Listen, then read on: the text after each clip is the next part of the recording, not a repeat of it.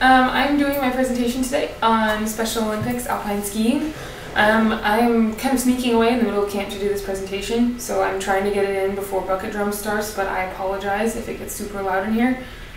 Just know that it might happen and we're gonna go with it. So anyway, Alpine skiing and the Special Olympics. I picked it because I didn't know that it was a Special Olympics sport, and I thought it would be really interesting to research. So here we go. Okay, so some history and statistics. Again, also I hope you can read this. It made its debut in 1977 at the Special Olympic Games. About 15,000 people compete each year in all of the different events, which we're going to go over here in a minute. And it's grown about 300% since it started. It's one of the fastest growing and one of the most intense sports that they offer in the Special Olympics Games. So who can compete? Adults and kids, 8 years and up.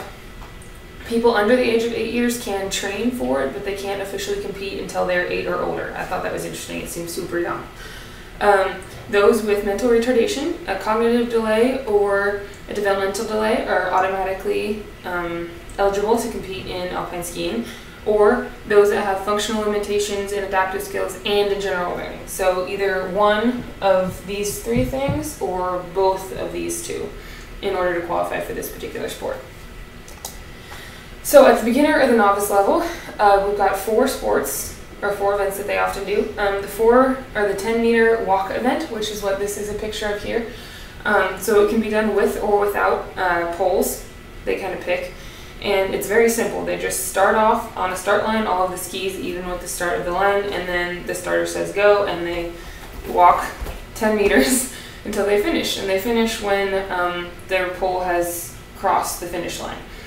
And on that one, since it is a very basic one, if one of the participants has a hard time getting started, the start person can give them a little bit of a push to help them get along and get moving, and then they just kind of step back.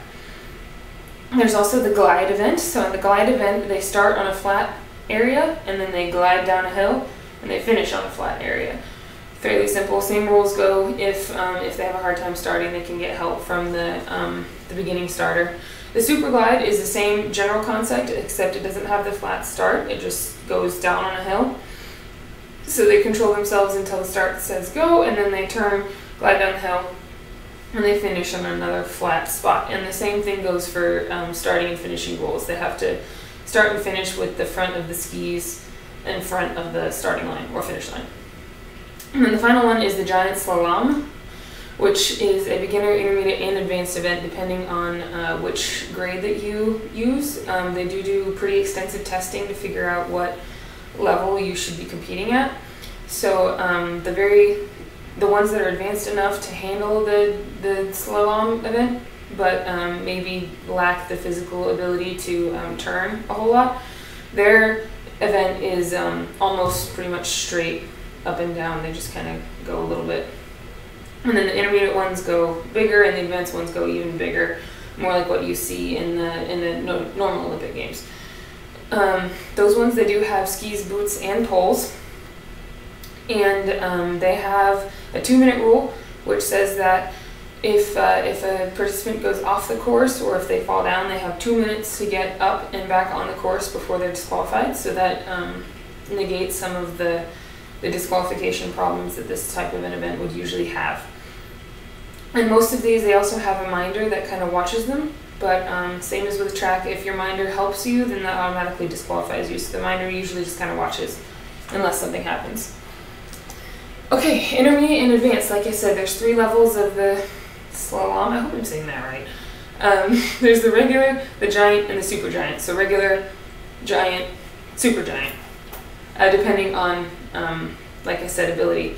Now there are a few modifications that they can use for people competing in these sports that have maybe more extreme physical disabilities, and they might need a little bit more adaptive equipment. The most common one is this. It's called a monoski, and you can kind of see from this picture, hopefully you can see it on your computer screen, they're kind of in a seated position on a singular ski, and then they've got poles to help turn. They do oftentimes, again, have a minder that's actually attached to them. This picture doesn't have one, but the rules that I found said that they have to have somebody tethered to them. However, that person can't actually help them go through the course, if that makes sense. The minder is only there if they're absolutely needed. So they have to power the skis of their own power. So they have to use their own control, not with the minder. And again, the 2-minute rule applies. So if they go off course or if they fall down, they have 2 minutes to get back up and get back in, and that's monitored by race referees. Okay, the final event, and the one that seemed the most endurance intensive, is Nordic skiing. It's all ages and activity levels, so this is 8 and up. Skis, poles, and boots for this one. They get super bundled up, you can kind of see from this picture here. And this one has also the biggest range of ability levels. So you can start off at a 15-meter race, which is just a little bit longer than that 10-meter walk that we talked about earlier. Or you can go all the way up to the 50K, which is, let me think, 31 miles-ish. And they just kind of Nordically ski across. Same thing goes, they have a minder. You can see this one is keeping an eye on their athlete. This is actual athlete in this picture.